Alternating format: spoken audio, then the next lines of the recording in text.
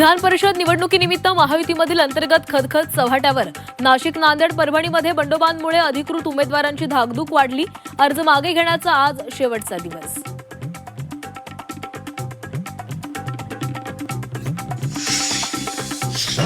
जळगावात बंडखोर रेश्मा काळे सहलीवर अर्ज माघारी घेण्याच्या दिवशी देवदर्शन।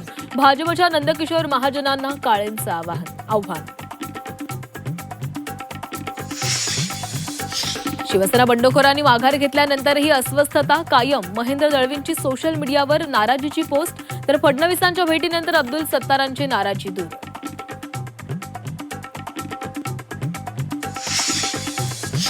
राष्ट्रवादीचे उमेदवार विक्रम काकडेंकडे 153 कोटींहून अधिक मालमत्ता। प्रतिज्ञापत्रातून मालमत्तेची माहिती समोर। जय पवारांना 10 कोटी रुपये कर्ज दिल्याचंही नमूद। अंधेरी सबवेसाठी आता आदित्य ठाकरे पॅटर्न। 3 मोठ्या भूमिगत पाणी साठवण टाक्यांचा विचार। 500 कोटींच्या टाक्यांचा मनपाचा प्रस्ताव। अमित साटम यांनी घेतली मनपा अधिकाऱ्यांची भेट।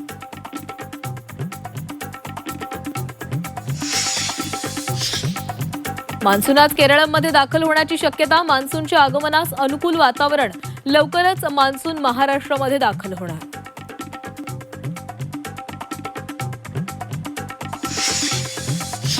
हवामान बदलामुळे देशात 90% पावसाचा अंदाज। एल निनोच्या प्रभावामुळे पावसाचं प्रमाण घटणार। शेती, पाणी पुरवठा, जलसाठ्यांबाबत चिंता व्यक्त।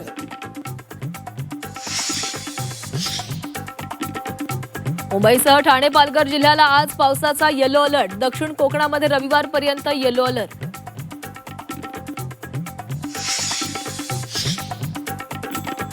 पेट्रोल डिझेल दरवाढीमुळे शाळा सुरू होता स्कूल बसचं भाडं 15% वाढणार। सरकारशी चर्चेची संधी न मिळाल्यानं स्कूल बस चालक संघटनेकडून दरवाढ।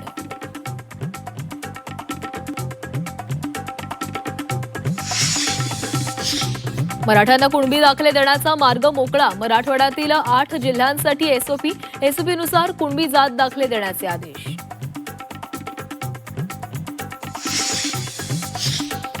पुणे विषारी दारू प्रकरणी आरोपीच्या घरावर कारवाई। आरोपी कर्नल सिंह विरखाचं घर जमीनदोस्त करणार। कारवाईबाबत पिंपरी चिंचवड मनपाची नोटीस।